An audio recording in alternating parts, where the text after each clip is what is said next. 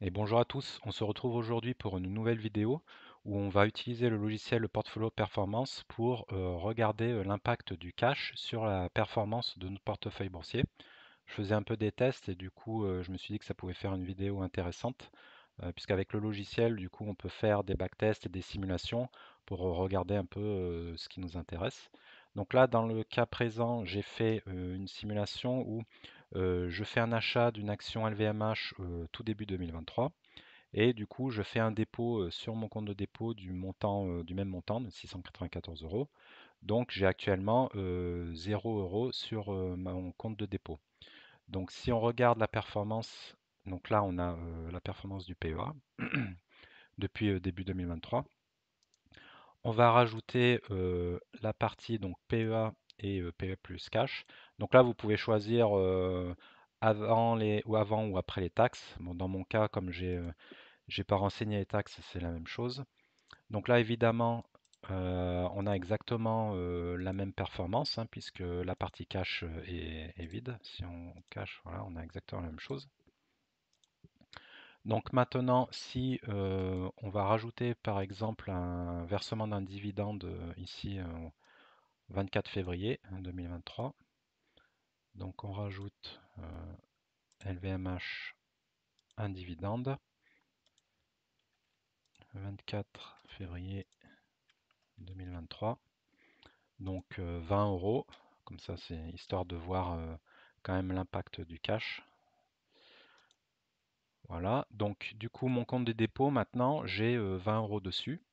Donc si on regarde maintenant la performance entre les deux, voilà, donc à partir du 24 février, on commence à voir une différence entre les deux courbes, évidemment. Donc la partie cash, en fait, et surtout si elle n'est pas rémunérée, ça va être comme un poids sur notre véhicule financier, donc ici notre action LVMH. Donc dans les phases haussières, donc au-delà du seuil, donc là on est autour de quoi 14%. Donc, lorsqu'on va avoir une performance, une phase haussière au-delà de ce seuil-là, on voit que, donc en bleu, c'est la partie PEA sans cash, on va avoir de plus en plus une surperformance par rapport à la partie PEA plus cash en rouge.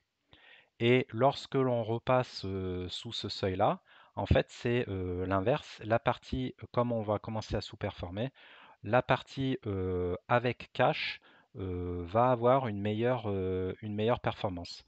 Parce qu'en fait, c'est en phase haussière, comme on rajoute, c'est comme rajouter un poids mort en fait sur notre véhicule financier. Donc en phase haussière, on va accélérer moins vite, donc on va faire moins de performance. Et en phase baissière, c'est l'inverse, on va freiner moins vite puisqu'on va avoir plus d'inertie. Et du coup, la sous-performance va être moins importante. Donc ça sert vraiment d'amortisseur par rapport à notre investissement. Donc après, c'est pour ça qu'après, en fonction des investisseurs, chacun a un peu sa stratégie. Certains préfèrent être entièrement investis et ne jamais avoir de cash qui dort pour capturer vraiment durant les phases haussières, pour pouvoir capturer toute la performance autant que possible. Et certains vont préférer garder toujours un peu de cash pour, lors des phases baissières, avoir plus d'impact lorsque c'est les soldes et pouvoir acheter un peu plus d'actions. Donc ça, après, à chacun de se faire son avis. Donc là, on voit du coup, lorsqu'on commence à sous-performer, la partie cash commence à servir d'amortisseur.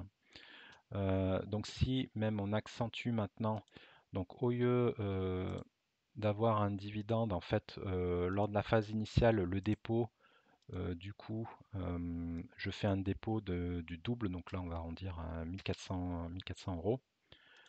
Et du coup, là, évidemment, on va avoir une très grosse différence entre la partie entièrement investie et la partie avec le compte de dépôt. On se retrouve du coup, donc j'avais la moitié du cash qui est utilisé pour investir et l'autre moitié qui reste à dormir. Donc on se retrouve avec une performance, voilà, avec la moitié, un peu moins de la moitié de performance entre la version PEA et la version PEA avec cash. Et là, lorsque l'on passe sous zéro, du coup, on voit vraiment l'amortissement du cash sur notre véhicule financier complet. Donc là, c'est juste l'action LVMH. Donc voilà, c'est assez intéressant parce que du coup, avec Portfolio Performance, on voit toute la dynamique, on peut voir toute la dynamique et l'historique de l'impact du cash sur notre investissement. Si on regarde par exemple sur maintenant un vrai portefeuille, là sur, voilà, sur mon PEA, donc là sur ma partie compte de dépôt, je fais des apports réguliers, ensuite je vais utiliser cet argent pour faire mes achats d'actions. De temps en temps, je vais avoir quelques ventes et du coup, on voit que l'écart va fluctuer pas mal. Donc là, on a par exemple 9, un peu plus de 5% d'écart. Et puis, au cours du temps, ça va augmenter un peu. Là, on a 7, presque 7%. Là, on a ouais, 6, 6,5%. Et là, début janvier, j'ai fait un peu de ménage. Du coup, j'avais vendu mes actions Legrand. Et du coup, on se retrouve avec 7, ouais, 7%. Et donc, j'ai un peu d'argent qui dort là sur ma partie cash. Là, on se retrouve maintenant en mars 2024. Voilà, j'ai 8%, 8% d'écart de performance entre la version tout investi, donc toutes mes actions, et si je prends en compte mon cash. Donc ça fait vraiment une grosse variation, hein. Donc voilà, c'est ce que je voulais vous montrer. Je pense qu'il n'y a pas de grosse technicité là dans la vidéo d'aujourd'hui, mais j'ai trouvé intéressant quand même de voir encore une fois la dynamique que peut amener que peut amener le cash sur un investissement. Donc en phase haussière, évidemment, ça va ralentir notre performance, et si on est en phase de marché baissier, bon bah ça va venir atténuer un peu la sous-performance du portefeuille.